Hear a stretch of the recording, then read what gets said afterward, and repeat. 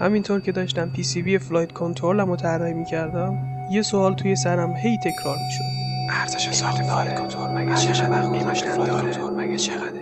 جواب این سوال فقط توی سرچ ساده بود.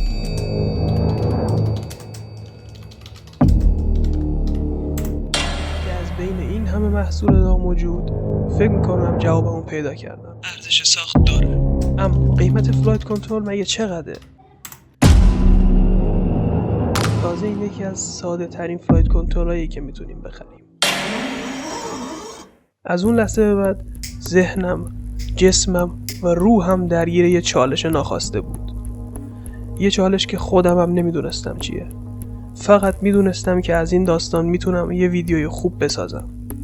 اما چطوری؟ نمیدونم.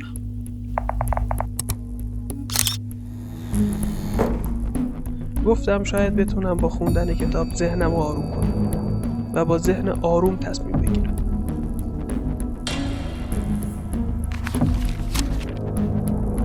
اما یه دفعه چشم خورد به کارت بانکیم که فقط 4 میلیون توش بود. یه ایده‌ای به ذهنم زده بود، یه ایده خوب، اما هنوز کامل نبود.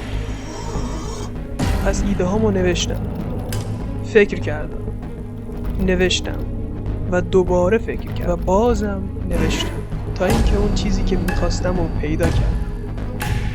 پس سری میکروفونم رو برداشتم و خوش اومدید به چالش ساخت فلایت کنترل فقط با 4 میلیون تومان. مثلا از اون قراره که ما برای ساخت این فلایت کنترل فقط 4 میلیون تومان بودجه داریم و از 0 تا 100 فلایت کنترل رو باید با همین بودجه 4 میلیون تومانی بسازیم. البته ساختن که نه، چون توی چند تا قسمت قبلی طراحی شماتیک و PCB رو تمام کردیم و توی این ویدیو فقط باید اونها رو تهیه بکنیم، یعنی قطعات رو بخریم و PCB رو سفارش بدیم. ولی چالش اونجایی سخت میشه که از چند ماه پیش قیمت قطعات الکترونیکی و برد مدار چاپی به بالاترین حد خودش رسیده و این چالش ما رو سخت میکنه. اما ما همیشه یه راهی پیدا میکنیم. پس این ویدیو کلا 2 بخش داره. توی بخش اول میریم سراغ خروجی گرفتن PCB از نرم افزار آلتیوم دیزاینر و فرستادن اون برای شرکت چاپ PCB و توی بخش دوم میریم سراغ تهیه قطعات، یعنی قطعات رو میریم پیدا میکنیم و میخریم. اما نکته یک هست اینه که توی تهیه قطعات چند تا نکته رو باید رعایت بکنیم تا با کمترین هزینه بتونیم قطعات الکترونیکی رو سفارش بدیم. ما وقتی یه قطعه رو از یه وبسایتی میخریم، بسته به اون شهری که اون وبسایت داره قطعات رو برای ما میفرسته، هزینه ارسال برای محصولات ما لحاظ میشه. یعنی ما اگه بخوایم 2 تا قطعه رو از 2 تا سایت مختلف سفارش بدیم، باید 2 بار هزینه ارسال بدیم و این خودش باعث میشه که بودجهمون تا حد زیادی کم بشه. پس باید این نکات رو توجه بکنیم، یعنی سایت رو انتخاب بکنیم که هم قیمت قطعاتش کم باشه و هم تقریبا تمام قطعاتی که ما می‌خوایم موجود داشته باشه تا بتونیم تمام قطعات رو از یه وبسایت سفارش بدیم. پس حتما تا انتهای این ویدیو همراه من باشید و اگه از این ویدیو خوشتون اومد لایک و سابسکرایب فراموش نشه. خب توی مرحله اول باید بریم سراغ چاپ و تهیه PCB. برای این کار یه سری موارد داریم که باید رعایت بکنیم. چون من PCB رو توی نرم افزار آلتیوم دیزاینر طراحی کردم، دیگه هیچ محدودیتی بابت گرفتن نوع خروجی برای چاپ PCB ندارم. یعنی هر خروجی که هر شرکتی با اون میتونه چاپ بکنه، میتونم از آلتیوم دیزاینر خروجی بگیرم. مثل خروجی‌های مثل PCB داکیومنت یا گربر که اصلی ترین خروجی‌هایی هستن که شرکت‌های چاپ PCB از اون استفاده میکنن. اما مشکل ما اینجا فقط خروجی گرفتن از نرم افزار آلتیوم دیزاینر نیست. چالش اصلی ما اینه که بین روش‌های مختلف چاپ PCB مقرون به صرفه ترین رو انتخاب کنیم که برای این مسئله 2 تا راه هست: سفارش PCB از چین، سفارش PCB از ایران، که با یه سرچ ساده میتونیم سایت‌های واسط برای سفارش PCB از چین رو پیدا کنیم. اما وقتی برد رو از چین سفارش میدیم، دیگه فقط هزینه ساخت نیست، هزینه ترخیص، گمرک و پست رو هم ما باید بدیم. علاوه بر اون حداقل تعداد خرید 5 تایی، یعنی باید 5 تا برد تهیه کنیم. پس روش اول به درد ما نمیخوره. راه حل دوم اینه که فایل PCB مون رو بدیم شرکت‌های چاپ PCB توی ایران برامون انجام بدن. که خب با توجه به جریانات اخیر فکر نمی‌کنم شرکت چاپ PCB سالمی توی ایران مونده باشه. خب پس اینجوری عملاً پروژه به فناست دیگه. نمیتونیم بدیم از خارج کشور برامون بیارن، داخل کشورم نیست. پس باید چیکار بکنیم؟ راه حل سوم راه حلیه که من خودم سالهاست دارم برای فیبرهای نمونم انجام میدم که هزینه مدل سازی رو تا کمترین حد ممکن میارم پایین و اونم اینه که فایل PCB رو برای نمونه سازی میدم به شرکتی به اسم فدک PCB. اما هزینه PCB نهایی برامون چقدر در اومده و از بودجه 4 میلیونی که داریم چقدر برای خودمون مونده؟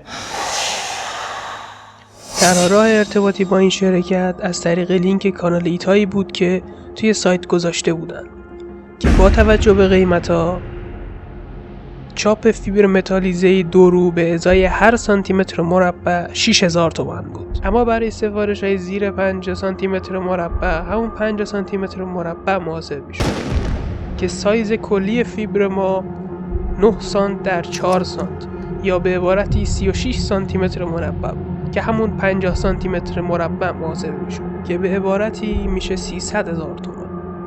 ولی این 300,000 تومان برای PCB بدون محافظ UV یا سولدر ماسک بود. اما چون قطعات مورد استفاده ما قطعات ریز و حساسی بودن نیاز بود PCB با محافظ باشه که هزینه چاپ محافظ برای هر طرف 380,000 تومان بود که برای دو طرف میشه 760,000 تومان. با جمع کردن این اعداد میرسیم به 1,60,000 تومان که با هزینه ارسال میشه. بخش اول تونستیم با 1,200,000 تومان PCB پروژمون رو سفارش بدیم. کمترین قیمتی که میتونستم من برای PCB پیدا بکنم همین مقدار بود. اگه شما جای دیگه‌ای رو سراغ دارید که کمتر از این هزینه میگیره برای چاپ PCB، حتما توی کامنت ها بگین تا دیگر دوستانم از اونها استفاده بکنن. البته یه نکته دیگه رو توی پرانتز بگم، هزینه ساخت PCB برای منی که توی ایران دارم این پروژه رو انجام میدم یه چالش محسوب میشه. اگه شما خارج از ایران هستید یا توی فضایی هستین که دسترسی بین‌الملل آزاده، کمپانی‌هایی مثل GLC PCB یا PCBWay با حتی کمتر از این هزینه هم براتون با کیفیت بالاتر همچین محصولاتی رو تولید میکنن. حالا بذارید یه توضیح کوتاه راجع به چاپ سولدر ماسک یا چاپ UV بهتون بگم که چرا اصلا من برای پروژه‌ام از چاپ UV استفاده کردم. ببینید تو حالت عادی وقتی که ما فیبر متالیزه سفارش میدیم، فیبر هیچ محافظی نداره روش. من اینجا یه دونه فیبر دارم که متالیزه است، متالیزه ساده است و فیبر رو چاپش کردن. این هیچ محافظی روی بین ترک هاش نداره و من اگه روی اون میکروکنترلر رو مونتاژ بکنم و موقع کار کردن حالا به هر دلیل روی سیم های سیگنال یا سیم هایی که در واقع اون ترک هایی که کریستال روشون هست دستم بخوره یا به هر دلیلی به رطوبتی آبی چیزی روی این PCB بخوره، امکان این که این سیستم خوب کار نکنه و پایدار نباشه وجود داره.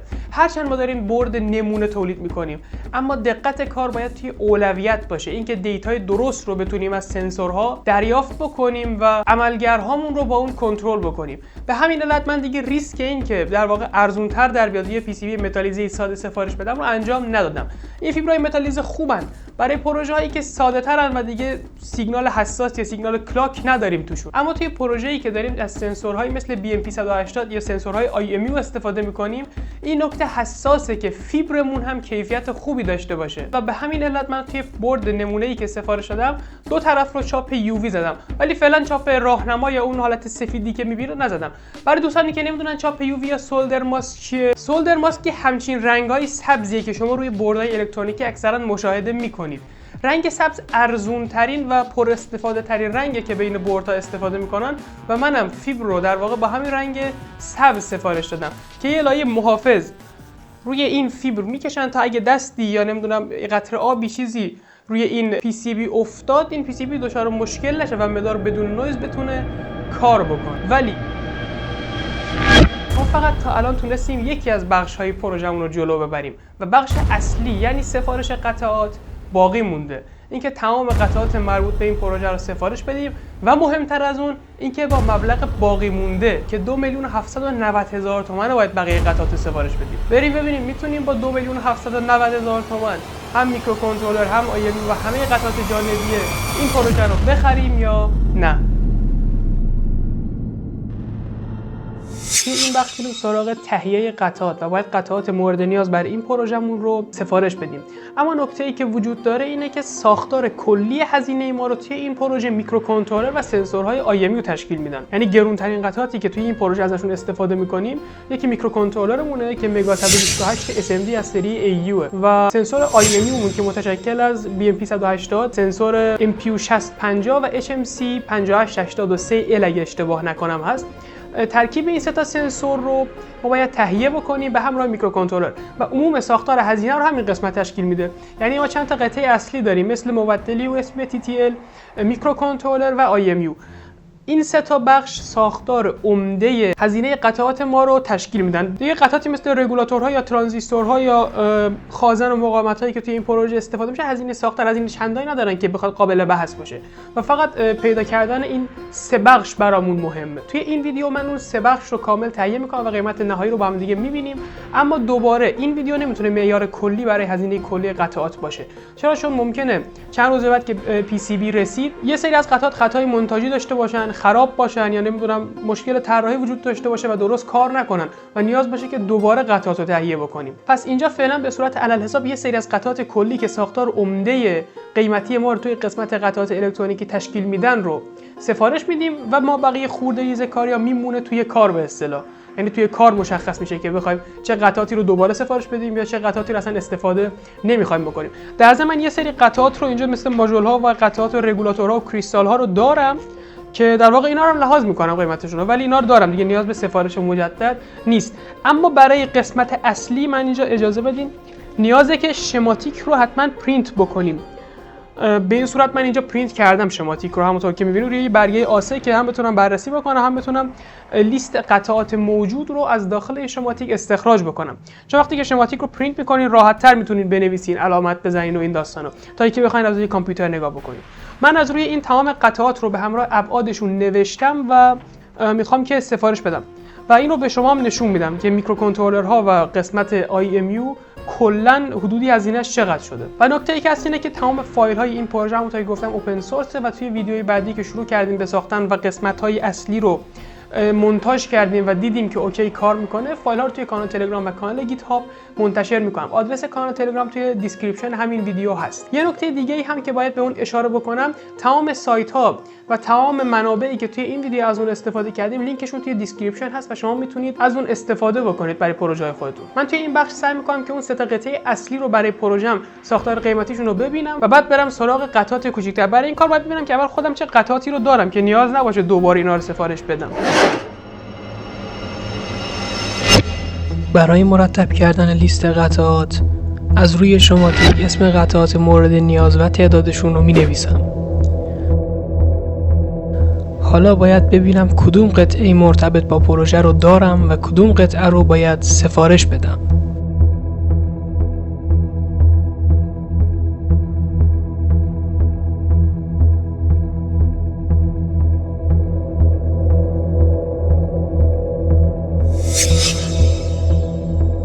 اما از هرچه بگذریم خرید قطعه برای الکترونیکی شیرین ترین لحظه هر پروژه است.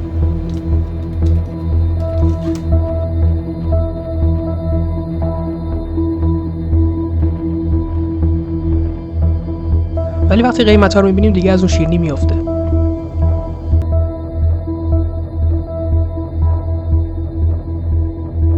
اینجا به اولین چالش خودمون میرسیم. اون سایتی که میکروکنترلر و آیسی های مورد نیاز رو داره هیچ کدوم از مقاومت ها و خازن هایی که ما میخواییم رو نداره.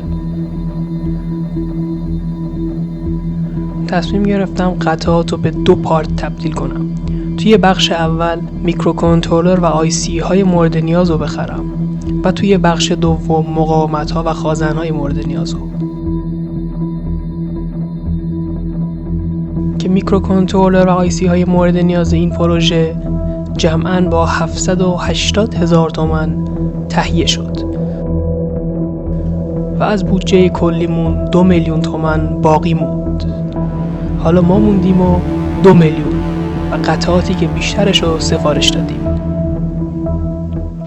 برای اینکه ببینیم آیا واقعا این فلایت کنترلی که طراحی کردیم کار میکنه یا به درد میخوره، من بهتون پیشنهاد میکنم ویدیوی بعدی رو از دست ندین. برای این کار حتما کانال یوتیوبمون رو سابسکرایب بکنید و زنگوله بغلش رو هم بزنید تا اولین نفری باشید که از ویدیوهای ما با خبر میشید. تا ویدیوی بعدی، خدا نگهدار.